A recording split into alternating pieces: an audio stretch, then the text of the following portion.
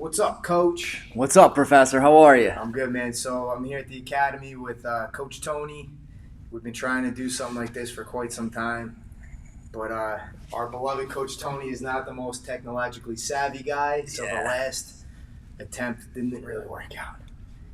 It's all good. We're here now. We're here now. I'm just going to share this link to make sure the crew can watch. So what's going on, man? Nothing. I'm here at my favorite place in the world, the Academy. All right, so I want to ask you a couple questions. Sure.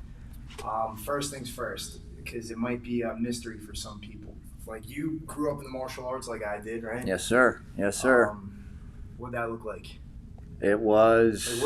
How old were you? What'd you start in? I started when I was about 5. But, man, really it dates back as far as I can remember. Like, me and my dad watching the old school, like, Kung Fu, like, Sunday morning, like, crazy ad-libs and, just doing, like, weird moves and, grew up a big Bruce Lee fan, constantly throwing kicks, like, at my mom and aggravating the crap out of her.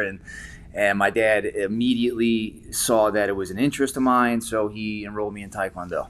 And I did that for about 6 years. I got my black belt. I traveled all around. I fought in a bunch of tournaments, junior Olympic champion. Taekwondo was awesome. It was definitely a passion of mine. Yeah, it was awesome. You don't hear that much these days. I know, you don't, man. I don't know if I've ever heard you say Taekwondo is awesome. It was, man. But it was. That's the thing, right? It was a lot of fun. I started in Kung Fu, and so we split the year in half, Kung Fu and Karate. Yeah. And let's be honest, the stuff that we did when we were 7, would you ever do that now? Like, would you join a school and do what you did when you were 7? No, but the thing is it was different back then. Like, my Taekwondo school, it was hardcore. Right. Like, my instructor was from Seoul, Korea. Like, he was a legit dude. It wasn't point sparring. It was full contact. Like, we were kicking each other in the head. So, like, it was fun. It wasn't like what you see.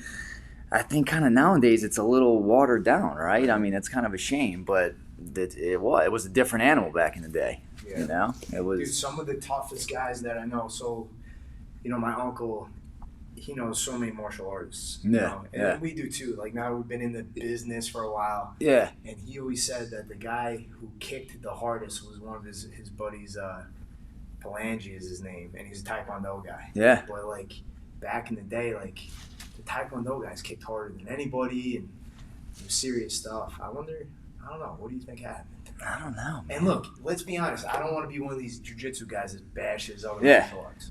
We're martial artists, man. Like, yes. I respect it all, and I think even nowadays, like, if you choose karate over jiu-jitsu, that's okay. Like, you're not on the couch, you're not playing video games, you're not immersing yourself into YouTube. Like, you're doing something. You're being physical, which is good. It's all good, But it's all good. Yeah. But some of it is great. Yeah.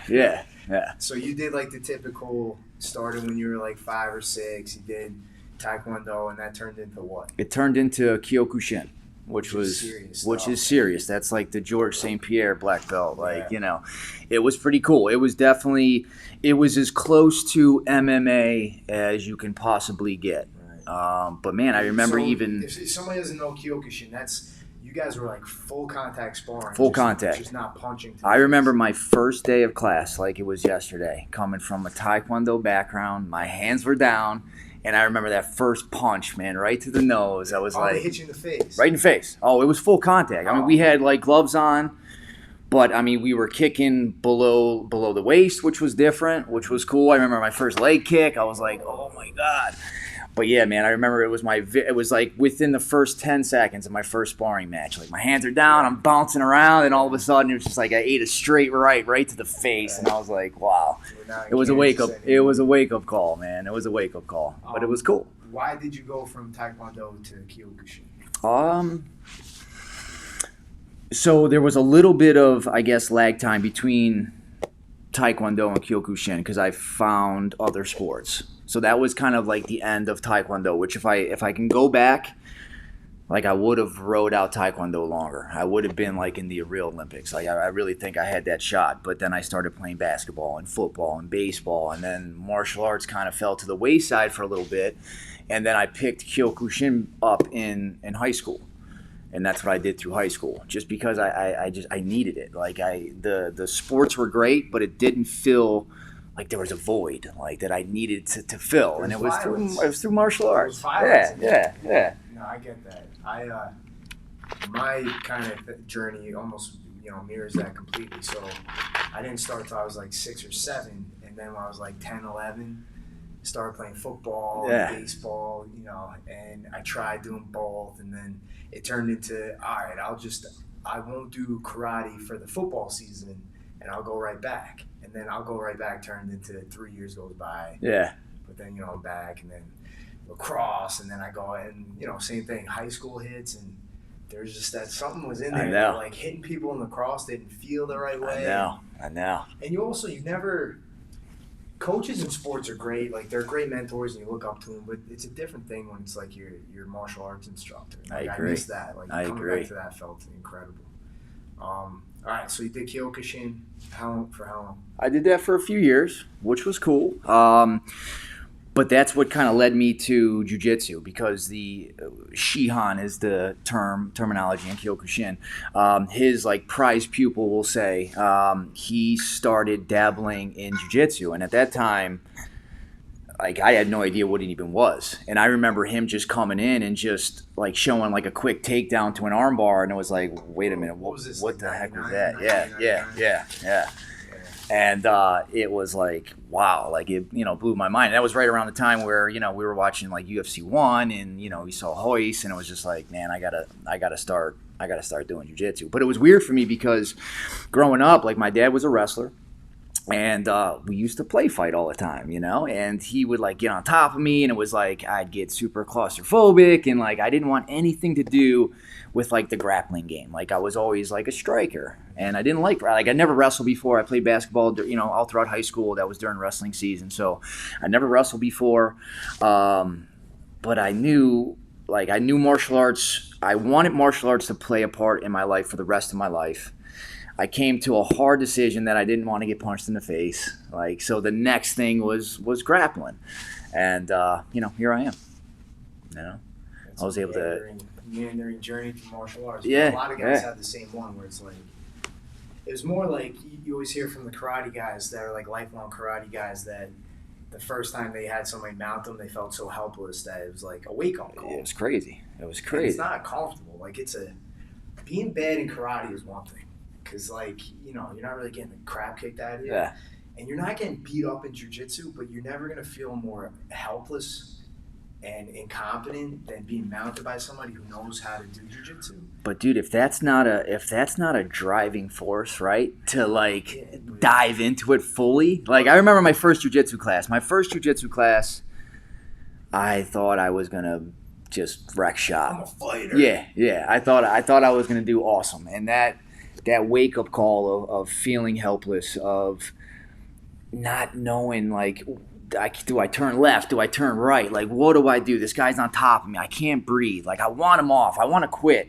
Like, that was a reality check for me that was like, I have to do this. Like, I have to be a black belt one day. I never want to feel the way I'm feeling right now ever again. I don't want another man to be able to do this to me. Like, that was I was in. Like, after the first class, I knew I was going to do jiu-jitsu for the rest of my life. Yeah, it's got like that magic kind of touch to it, where it's like you're a freaking Jedi. Yeah, it's crazy. And just looking around at the school, just seeing like the camaraderie was amazing. That was something that I've never. Taekwondo couldn't. Like I didn't get that feeling in Taekwondo. I didn't get that feeling in Kyokushin.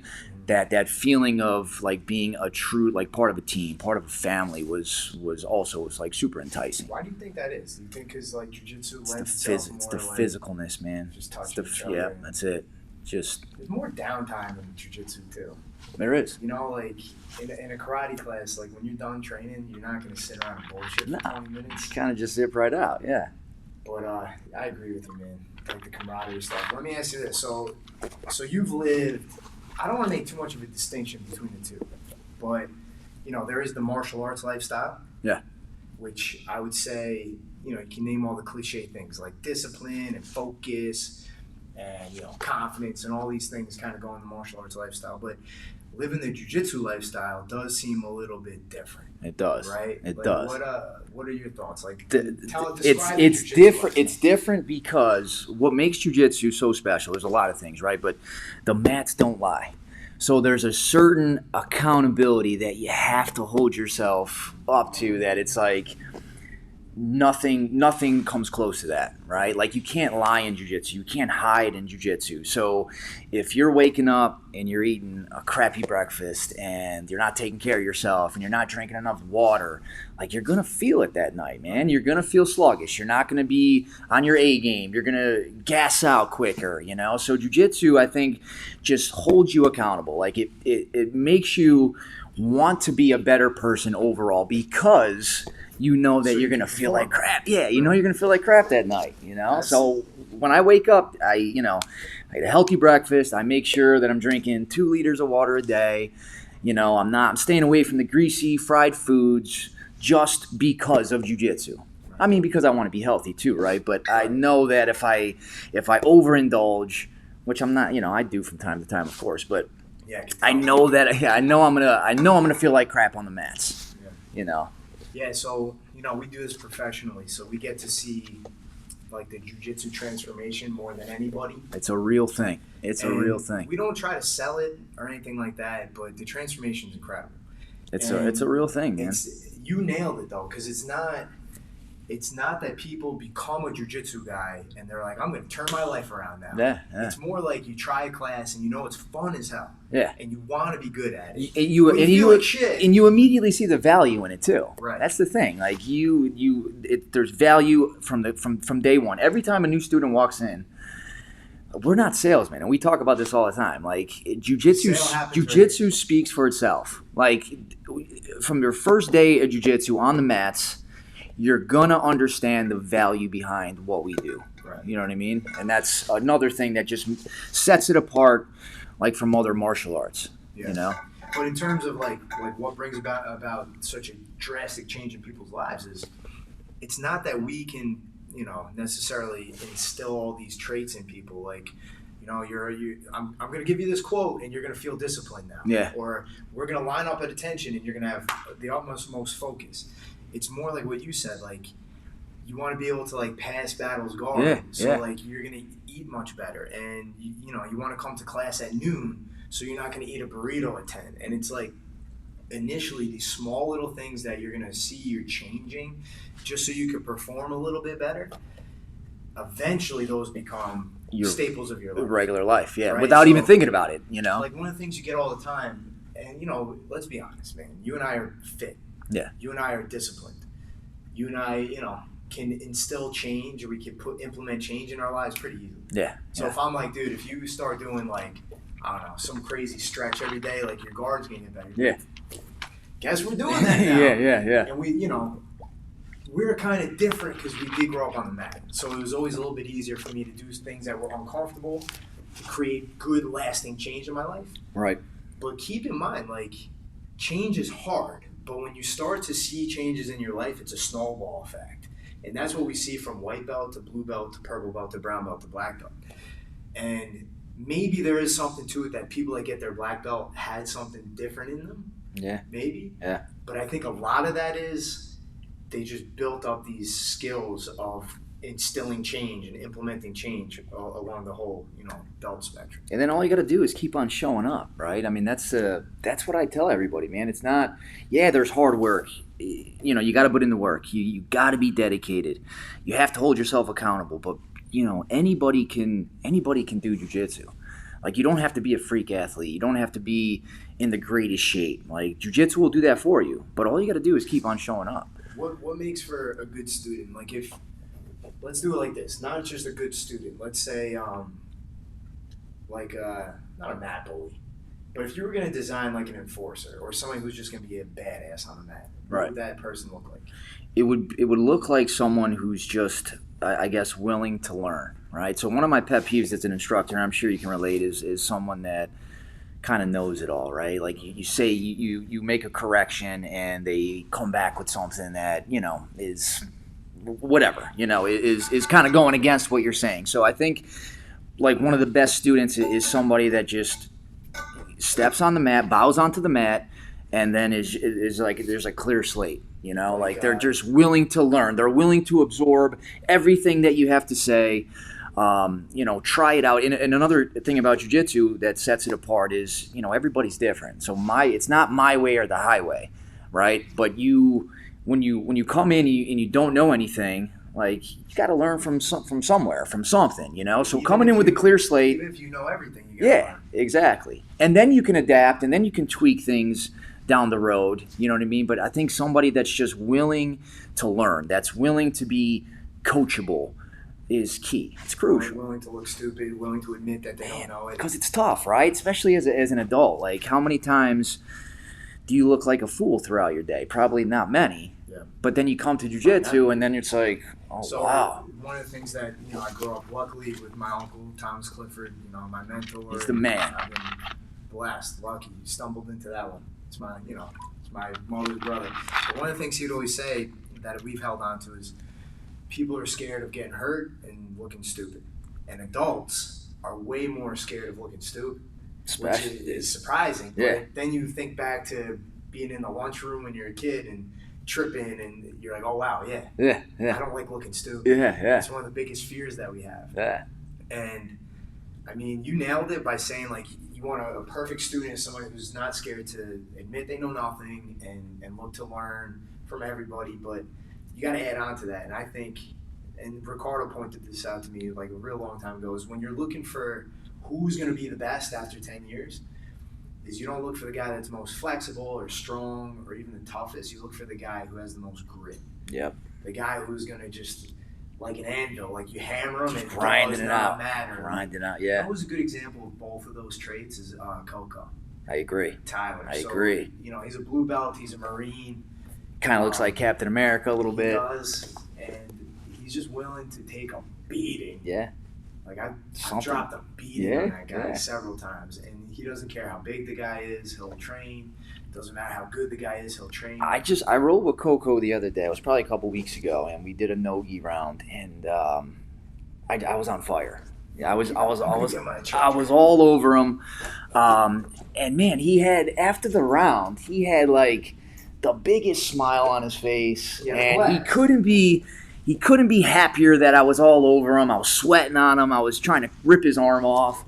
Like, he just had this genuine smile on his face. He thanked me afterwards, and it was just like, you know, it was an awesome experience. Coco is definitely the man.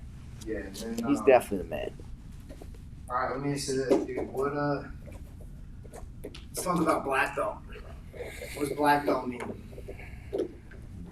Man, you know, I hear you say it all the time. I hear you quote Professor Bongiorno with this one. I think I'm gonna get it tattooed on my body somewhere, but it's all about being unbreakable, right? Not unstoppable. Look, I'm never gonna be unstoppable. Like, I can't change the fact that I'm 140 pounds. Can't change, you know what I mean? Like, there's nothing I can do. Like, I'm never gonna be unstoppable. I'm never gonna be one of those guys that just clears the room out, right? But my goal is to be unbreakable. Like, it doesn't matter who I'm with. If it's somebody that has 100 pounds on me, I want to be the guy who's unbreakable, man, who keeps on coming back, who keeps on showing up, like not getting deterred about, you know, some 280-pound white belt like passing my guard and mauling me. Like, I can't get distracted by that. I can't let that like hit home too much. Like, I got to keep on coming back. So I think black belt is about being unbreakable, man. Dude, let's never forget, and we point this out sometimes, especially to our advanced class, that like the clock, like we got the clock in each mat, and when we do randori, we set the clock for like 6 or 7 minutes. Yeah. And in a lot of ways, the clock has screwed up our perception of what jiu-jitsu should look like. Because whether you're doing it consciously or not, you design your game to work well within a 6-minute time frame. That's not how a fight should work. It's desert island, right? Right. Like, let's never forget that. Like, if you personally, me, I'm a little bit different. Yeah. I'm 185. Jacked and tan. Jacked. And no, the thing is, like, 185 is that sweet spot. I'll do. Where, like, I can hang with the 240, and I can train technically with the 140. Yeah. But let's be honest, you're what, 145? 145, soaking wet. Right. So Now, does that mean like you should get smashed by somebody twice your size? Of course not. But there's a different perception that the 6-minute clock gives us. That like, if somebody who's 140 can't like sweep and take the back and hit a sliding collar, they've lost the round. That's crazy. The way I think about if it, you've got your guard pass, that's not. If somebody's 240 and they're a brown belt, they're probably going to pass your guard. without a doubt. But if you stay in the fight and like you don't quit and you don't get caught easily, not that you don't get caught, right? That you don't get caught easily. Right. Jiu-Jitsu is about, for me, it's about evening the playing field, right? Me and Coach James were having this conversation yesterday, as a matter of fact. Let's say, take Jiu-Jitsu out of the equation, right? And it's me grappling against somebody that's 240, right? I don't stand a chance. Like, no skill. Like, right. Somebody off the street, or having a good time, or starting to wrestle, like, I'm going to get trashed. I'm going to get thrown all over the place, So Jiu-Jitsu is, for me, it's the ultimate equalizer. Yeah. It makes, somebody that's 240 here and me that's 140, and it kind of evens the playing field. And I've been training for a very long time, so it kind of puts me ahead a little bit. But it's like the ultimate equalizer for me. It evens the playing field. A good way to look at it is look at it through the lens of like a woman. Like, we had our neighbor had her daughter over the other day, and she's my age, and she's got a daughter Scarlett's age, so they're best buds, of course. Yeah. And they were over the house playing, and then she came over to get her for dinner, and Melissa's wearing a jiu-jitsu shirt. She's like, "Oh, do you train?" And Melissa's like, "Yeah, I train a little. I keep having kids, but I train." And she's like, "Does it work?" I'm sitting there listening. I'm like, "How's Melissa gonna?" And she's like, "Yeah, it works." And she was like, "Can you like kick some ass?" And Melissa's modest. I'm like, "She could kick ass." Best Deli Heave in the school. "Do you think you could defend yourself against the guy?" The woman asks. And Melissa was like, I think I could stay safe against the guy. That's which key. Is the right That's answer. the key. That's the key. And the woman didn't understand what we meant, because people, if they don't understand martial arts, right. they start doing this shit. I know. But we had the mats rolled out in the living room, and right away I'm like, "Melissa, back break fall." Yeah. And like I tried throwing punches, and Melissa was blocking. She slipped a triangle, and like it was really eye opening for the woman. But the truth is, Melissa answered the right way by saying, not that she could kick a guy's ass, because there's a huge size and strength disparity there, but she could stay safe. Exactly. Melissa has a badass guard. She can stay alive. She can keep herself safe. She can get out of there safely. Now, a little bit less altruistically, when I was still fighting MMA, and I was a little bit of a young knucklehead, as Governor Murphy would have called me. One of my favorite games to play with my buddies would be, how long would it take to kill that guy? Because we'd be out like in Hoboken. I remember us playing that game a couple times. And it doesn't mean I'm going to kill somebody. The game is like, we were at a wedding one time, and there was a guy that like played professional football, and he was like 320 pounds, no neck, nicest guy in the world. Take me at least 45 minutes to kill that guy. It would take me an hour to kill that guy. Yeah. And like my eye would be hanging out, and my collarbone would be broken. But the cool thing about jiu-jitsu is we just know where those little pockets of safety are. Where like you can hang on, and like you can let the guy's energy zap, and there's a masterful element there that the 6-minute clock kind of takes away from us. It does. So I can't wait till we're back in here. One of my favorite things that I started doing like over the winter would be, keep going. Awesome. I would never let anybody know if it was the day or not, and we'd be doing a 7-minute round. And the thing I like about that is, the last 45 seconds of a 7-minute round, everybody's Kyle Terra. Yeah. Where was that the first? Oh, because you didn't know how the round was going to go. Right, exactly. And then I see everybody going hard, and you hear, that means I know that they're tired, and beep, they go to stop, keep going! Dude, it's a test of your soul. Right. And the best is that you don't know if it's going to be there. Right. So that's how a fight really goes. But that's more jiu-jitsu, man. Like, I don't like the idea of design to around 7 round. No. You know what I mean? I agree 100%. Scatino's tuning in. What's up, Coach James? All right, now that we got Scatino here, I want to ask you this. I've been in a lot of schools, a lot of academies, a lot of martial arts schools, karate, everything. I've been in a lot of jiu-jitsu academies. We've got one of the best, right? I agree. We don't have world champions here. We have some talent. We're not slouches. We can hang with anybody. I agree. Which I always wanted. I didn't care to have world champions, and I also didn't want to have a patty cake, black belt mill. We got a nice happy medium. We do. And why? What makes our school successful? Passion. Boils down to one word for me: passion, love. We everyone in our coaching staff wants to be here every day, and is passionate about being here, and loves being here, and loves seeing people grow and prosper and become better versions of themselves. Look, if you are a human being and you don't get a kick out of seeing another human being change their lives, like, you're dead inside. Like, I don't get it. Like, every time I see a kid hit an armbar and smile, or every time I see an adult lose 20 pounds the first 2 months that they're here, like, that keeps me coming back, man. Like, that is, you can't find that in a warehouse job. You can't find that, because I done them all. Like, before I taught martial arts, like, I was doing a bunch of jobs that I was like thinking to myself, like, why am I doing this? Like, a monkey can do what I'm doing right now, and it's the love and the passion. And I think that is something that our coaching staff has in spades. Like, we love what we do. Like, we love seeing people grow and seeing people become better versions of themselves. And it's passion, man. It's passion. What do you think makes a great instructor? Selflessness, just putting all of your efforts into but let's not, other you people. Can't polish a turd. No, I agree. So what makes, I agree. What are some of the traits, the characteristics, the skill sets of a great instructor? You got to be a leader, right? I mean, you have to be comfortable speaking in front of people. You have to be knowledgeable in what you're talking about, because people are looking at you to change their lives. Yeah. When people come in here, it's usually because they can't do the gym anymore, right? They're looking for something to change their lives, but they're also looking for something that they have never experienced before. Like, they don't like going to the gym 5 days a week. Like, it's boring, and they don't want to be by themselves, and they don't know what they're doing. So they're coming in here looking to be a better version of themselves, looking to get fit, looking to get in shape, and are, in a way, kind of lost in that, right? They don't know how to find it. And us, we have to rise to the occasion, man. We have to be ready to put the black gi on, bow onto the mat, and show people that jiu-jitsu can change your life. Jiu-jitsu is something that you can do forever, and Is that true? I think so, man. I hope so. I hope I'm 80 years old still doing jiu-jitsu. My game is going to change. Yeah.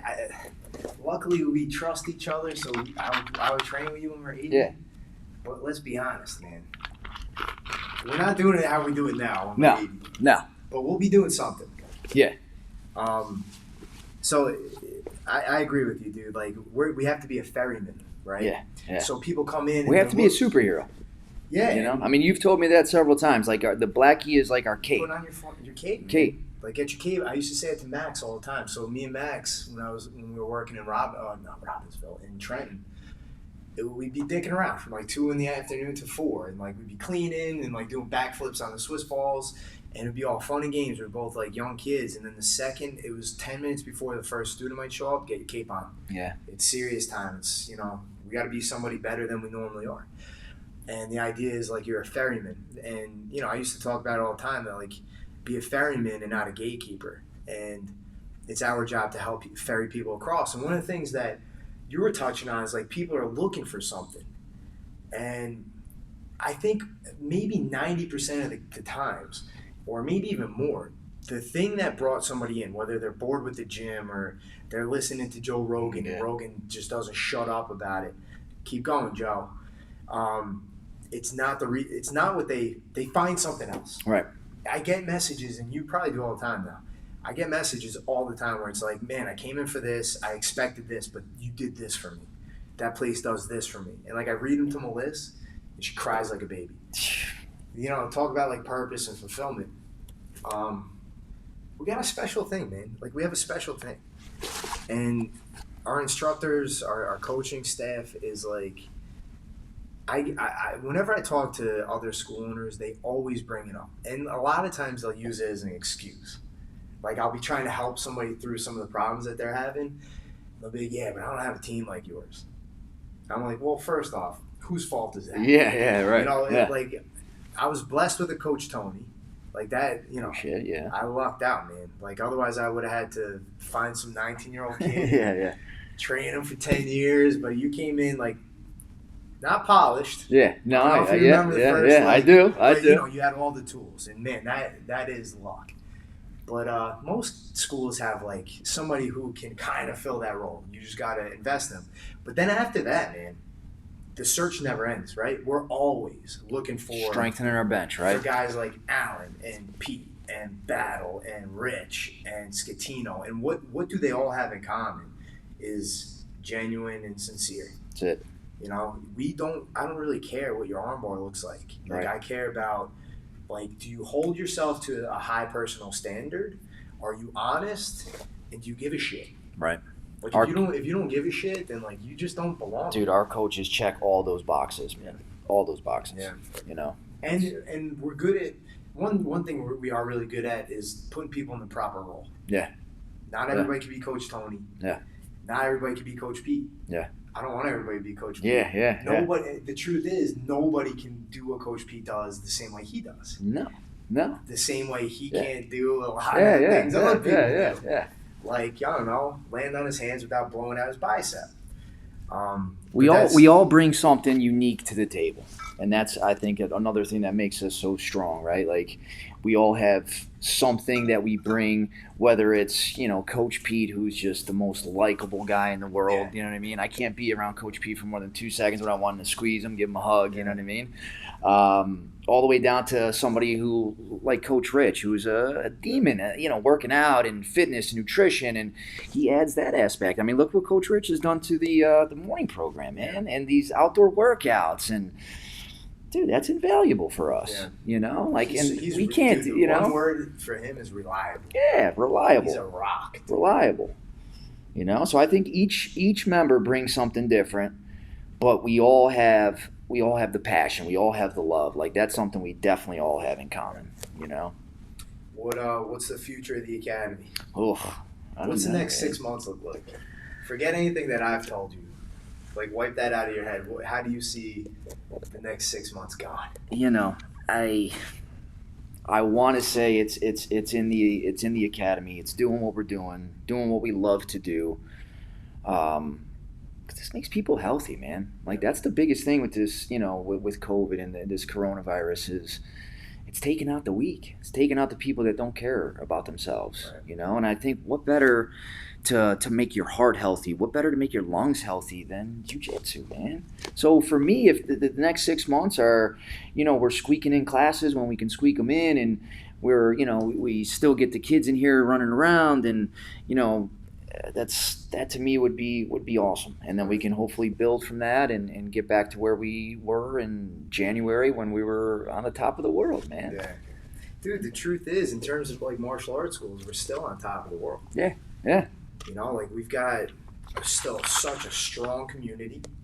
I would argue stronger than, anybody else that I see. And dude, anybody that would doubt our community, like, well, not now, right? Because we're not back up and running, but step in here on a Saturday morning. Yeah. You know, and just like, feel it for yourself. What I mean is, there are, like, you know, bigger schools. Yeah. There's bigger jiu-jitsu schools with more students, but I don't think anybody stuck together and, you know, stayed in the game as much as our students did throughout, like, the dark times. Like, right now, like, it's goofy right now, you know, like, with different states are spiking, like, Jersey's doing pretty good. But, you know, the dark times, like, I'm saying March, April, early May, when, like, there's so much unknown. Man, we had 30 kids in Zoom classes, and we had, you know, 10 people signing on with Allen in the morning. We were doing kettlebell swings together every day. Like, we just stayed together, and I think we're going to be fine. We're going to be fine, man. Yeah, we are. Well, we'll be around forever, man. Doing what we love to do. You know, hopefully, you know, one day having a nice, like, super school and, you know, super training facility and multiple mats and all that stuff. Like, I can see that being a future for us. It's a shame that coronavirus hit because we could be running a sledgehammer through Dude, this just think wall about right it. now. Take yourself back real quick to like January, and like the way the academy was rising. Bursting at the seams. Can't even say that like we were at our peak, because I don't think we've hit our peak yet. We don't have a peak. We don't. But we were booming. We were buzzing. Like 350 students. Like how many times have we talked about that? Like years and years. Like that was our hashtag, and that was our number, and that was our goal, man. And we hit it. 250 was the hashtag. Yeah, 250 was the hashtag. Yeah, and man, just we were on top of the world, man. And it wasn't like we all were. Like I said, you step in here on a Saturday morning and you could literally, you can cut the energy with a knife, man. All the positive vibes and all the energy and so many different groups of people and backgrounds like meshing with each other, and not even on the mats, like parents, like talking and meeting each other and becoming best friends and hanging out. And dude, it was amazing. Special And thing. it's a special thing, and we will get back to that, and it's going to be glorious. People talk a lot about like pivoting, and a lot of schools, like a lot of the big schools, get really big because they do like after school stuff, and they offer this, and they do day camps, and they do this and that. And we're not going to do that. We're going to teach jiu-jitsu. We're going to teach jiu-jitsu. We're going to do it. And if we have to do it from a computer screen, we'll do it from a computer screen. Right. Look, dude, look at how many things that you've came up with over the past few months, using Swiffer pads, using chairs. Yeah. Dude, that's brilliant, Dude, the man. Swiffer Like worked. the Swiffer works. The chair is fun. I was at home the other day practicing my guard recoveries with a Swiffer pad, man. Like it works and it's fun, and we're still doing jiu-jitsu. Like that's the bottom line. We're still doing jiu-jitsu. Like we haven't tuned that down yet. Like jiu-jitsu will always be our number one goal, as it should be. And if we have to, I guess pivot a little bit here and there, and start adding in fitness elements, and just making sure people are staying moving, staying healthy, yeah, we will. But jiu-jitsu will always be our main focus. Yeah. Anything we do is to make our Jiu-jitsu better. Community strong. Exactly. Anything to add? No, man. Nah. It's we're gonna be here. We're here. We're here to support. We're here. If people want to reach out, I got people, hit me up on Messenger all the time for advice and training tips, and it's awesome, man. Like I wouldn't want to be in any other profession. I want to be anywhere else in the world besides doing like what we're doing, helping people and benefiting, and we're not going anywhere. No. We're unshakable. That's it, man. I mean, sometimes I have to. We were talking about this today. Like sometimes I have to wrap my head around worst case scenarios, and I have to go to like a pessimistic place, and I only do it. It's like a day trip. Yeah. I'll go there and I'll look around at what a bleak future might be, And then, just so I can. And then be you like, scare all right. the crap out of me, and then So I'm I come like, back in time to the reality, and then I start building tools and weapons to fight the demons of that. that's future. good, man. That's It's good. just That's a way to be prepared. that's what a leader does, man. And you're a Sucks, leader though. through and through, though. Like once every 14 days I'll do this, but it's only to prepare our community for anything that might show up. And rest assured that even though I have to do that, this guy is unshakable in his optimism and positivity every day, and we're not going anywhere. No, we're not. Like, we haven't run out of creativity, and it's always going to be there. We'll always figure out a way to make everybody's lives better, and that's really the name of the game here. Gotta love jiu-jitsu, man. All right, guys. That's it for me, Coach. Take care, guys. Good Have stuff. a good day. We'll see you guys soon.